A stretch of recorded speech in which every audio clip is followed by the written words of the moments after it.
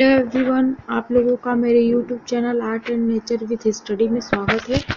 तो मैं आप लोगों के साथ आज शेयर कर रही हूँ पाठ योजना क्रमांक 7। इससे पहले मैंने 6 तक शेयर कर दिया है, उसका वीडियो आप लोग देख लेना, लिंक मैं डिस्क्रिप्शन बॉक्स में डाल दूँगी।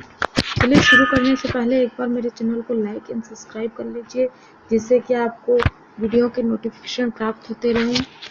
तो चलिए शुरू करते हैं जीव विज्ञान का पाठ योजना क्रमांक 7।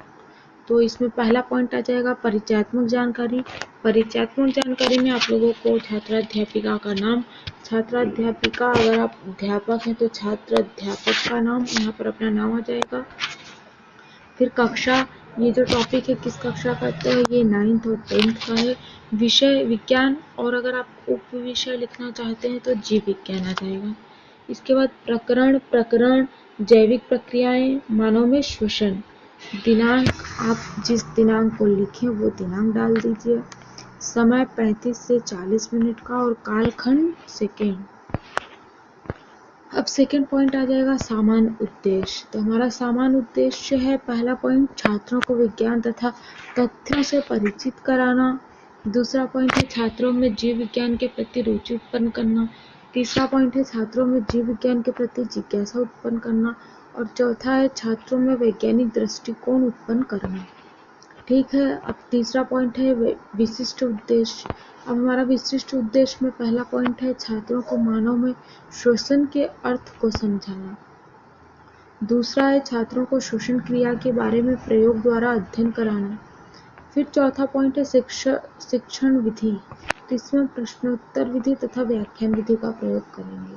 सहायक सामग्री में बोर्ड, चॉक, डस्टर, श्वसन तंत्र से संबंधित चार्ट का यूज करेंगे। फिर है पूर्व ज्ञान में छात्र श्वसन नामक शब्द से पूर्व परिचित हैं। अब आ जाएगा अगला, छात्र श्वसन तंत्र से संबंधित अंगों के नाम जानते हैं। ये पूर्व ज्ञान हो गया हमारा। अब 7वां पॉइंट है प्रस्तावना मैंने आप लोगों को बताया, प्रस्तावना बनाने का सही तरीका होता है 3 कॉलम बनाइए। फर्स्ट कॉलम में क्रमांक, सेकंड कॉलम में छात्राध्यापिका क्रिया और थर्ड में छात्र क्रिया। प्रस्तावना में हम बच्चों से क्वेश्चन करते हैं, फिर उनको वो जब तक निरुत्तर ना हो जाए तब तक उनसे क्वेश्चन करते रहते हैं। फिर वो जब निरुत्तर हो जाते हैं तो वहाँ पर हमारा उद्देश्य कथन स्टार्ट हो जाता है। ठीक है, तो चलिए प्रस्तावना देख लेते हैं। प्रस्तावना में पहला पॉइंट है मनुष्य किस अंग द्वारा सांस लेता है, तो बच्चों का उत्तर है गड़फड़ द्वारा। फिर है श्वसन, श्वास लेने के लिए किस गैस की आवश्यकता होती है, तो ऑक्सीजन की।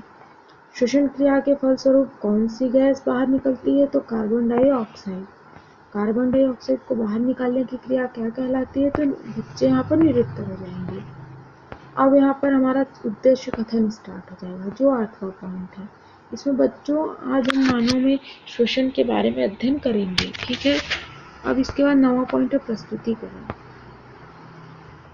प्रस्तुतिकरण में 5 कॉलम बनाइए। ये एक सिस्टमेटिक तरीका होता है इसको अच्छे से लिखने का। 5 कॉलम बनाइए। फर्स्ट कॉलम में क्रमांक, सेकेंड में शिक्षण बिंदु, थर्ड में छात्राध्यापिका क्रिया और फोर्थ में छात्र क्रिया, फिफ्थ में शांपट कार्य। इसको आप अच्छे से कलर पेन यूज कर सकते हैं थोड़ा अच्छा दिखने के लिए। अब पहला पॉइंट देखेंगे हम लोग श्वसन। तो छात्राध्यापिका क्रिया है, प्रश्न करेंगे मनुष्य के शरीर में ऑक्सीजन गैस का क्या कार्य है, तो छात्र क्रिया सांस लेने के लिए। फिर कथन, श्वसन के लिए ऑक्सीजन गैस आवश्यक है जो शरीर में पहुंचकर भोजन का विघटन करके ऊर्जा मुक्त करती है। ठीक है, श्वसन क्रिया में कार्बन डाइऑक्साइड CO2 गैस उत्पाद के रूप में बाहर निकलती है।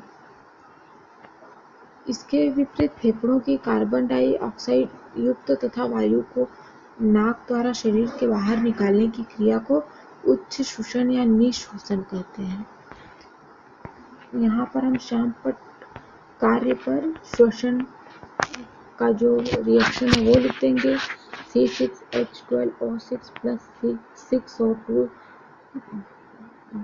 क्या बनता है, तो C6CO2 plus 6H2O plus 30 ATP। ठीक है, इस प्रकार से हम यहाँ चिपका देंगे।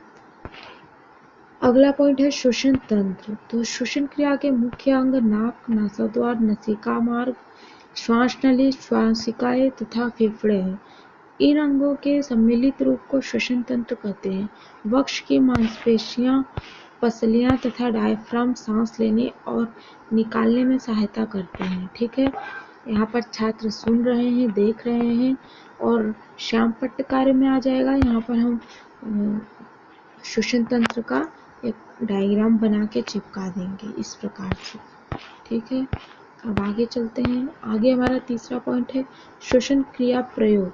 श्वसन क्रिया प्रयोग, तो यह श्वसन क्रिया, तो इसमें पहला पॉइंट है प्रयोग। यह उपकरण श्वसन तंत्र से संबंधित है, जिसमें पेंदी रहित पारदर्शी चौड़ी शीशी लेकर उसमें ऊपर से एक कांच की नली को कसकर अंदर वाले सिरे पर गुब्बारा बांध दिया है। रबर की पतली झिल्ली का टुकड़ा बोतल की पेंदी वाले भाग में बांध देंगे। ध्यान रहे कि नली को छोड़कर वायु किसी अन्य मार्ग से प्रवेश न करे।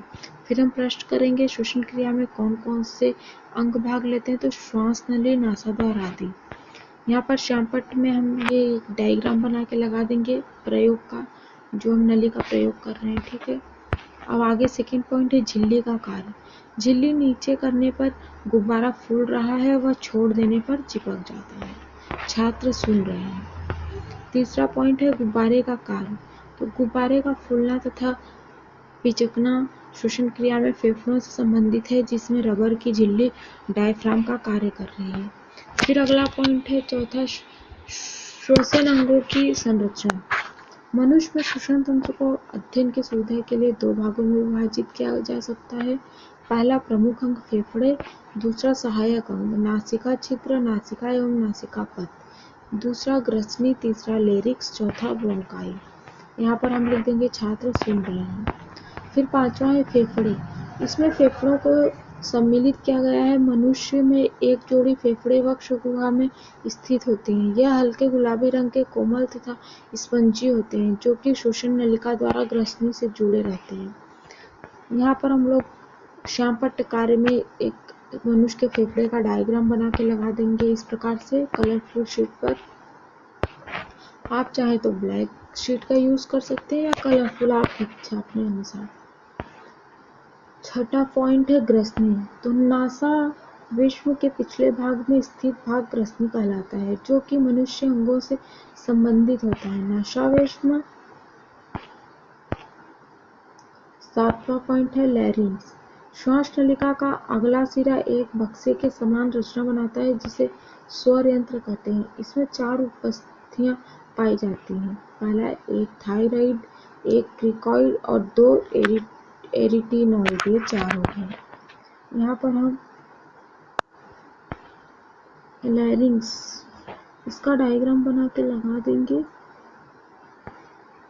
इस प्रकार से, देखिए आप। ठीक है, अब अगला पॉइंट है ब्रोंकाई। ट्रेकिया वक्षीय गुहा में प्रवेश करने के पश्चात दो भागों में बढ़ जाती है। यही शाखाएं ब्रोंकाई कहलाती। प्रत्येक ब्रोंकाई अपनी अपनी तरफ के फेफड़ों में प्रवेश कर पुनः विभाजित होकर कई शाखाओं में बढ़ जाती हैं, जिन्हें ब्रोंकियोल कहते हैं। इस प्रकार से देख लीजिए, यहाँ पर आप लिख सकते हैं छात्र देख रहे हैं और ब्रोंकाई का डायग्राम बना के लगा देंगे इस प्रकार से। ये देखिए, अगला पॉइंट है नवा वक्षीय गुहिका। वक्षीय गुहिका एक बड़ी खोखली गुहा के रूप में वक्ष स्थित होती है। आंतरिक रूप से छोटी प्लूरल या फुफ्फुसीय गुहिकाओं में विभेदित रहती है। प्रत्येक प्लूरल गुहिका में एक एक फेफड़ा स्थित होता है। तो ये हमारा लेसन प्लान यहाँ पर कंप्लीट हुआ। ठीक है, यहाँ पर अब अगला पॉइंट आ जाएगा 10 पुनरावृत्ति प्रश्न। तो हम बच्चे से पुनरावृत्ति प्रश्न करेंगे। ऑक्सीजन श्वसन को समझाइए और श्वसन क्या है। कक्षा कार्य में श्वसन का रासायनिक सूत्र लिखिए। गृह कार्य में फेफड़े का चित्र बनाकर वर्णन करो और दूसरा श्वसन तंत्र को चित्र द्वारा समझाइए। श्यामपट्ट कार्य में आपने जो अपने परिचयात्मक जानकारी में लिखा था वो पूरा डिटेल लिखना है। आपका नाम, कक्षा, विषय, प्रकरण, कलांश, समय, दिनांक, और आपने इसमें जो एक्टिविटीज़ की है वो यहाँ पर लिखना है। जैसे श्वसन तंत्र का इन्होंने चित्र बना दिया है, उसमें उसका नामांकित कर दिया है और यहाँ ब्रोंकाई का चित्र बना दिया। ठीक है, इस प्रकार से हमारा लेसन प्लान पाठ योजना क्रमांक 7 यहाँ पर कंप्लीट होता है। तो अगर आप भी बीएड कर रहे हैं, आपका लेसन प्लान बनाना है, तो आप मेरी वीडियो से बहुत ही आसानी से बना सकते हैं लेसन प्लान। अगर आपको कुछ ना समझ में आए तो मुझे कमेंट बॉक्स में कमेंट करिएगा, मैं रिप्लाई ज़रूर करूँगी।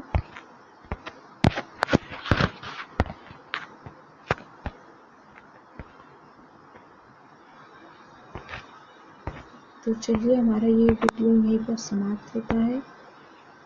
पाठ योजना क्रमांक 7। वीडियो को लाइक एंड सब्सक्राइब जरूर करिएगा, जिससे कि आपको अच्छे अच्छे वीडियो के नोटिफिकेशन प्राप्त होते रहें। इसी प्रकार आगे मैं और अच्छे वीडियो शेयर करूँगी। चलिए, ठीक है।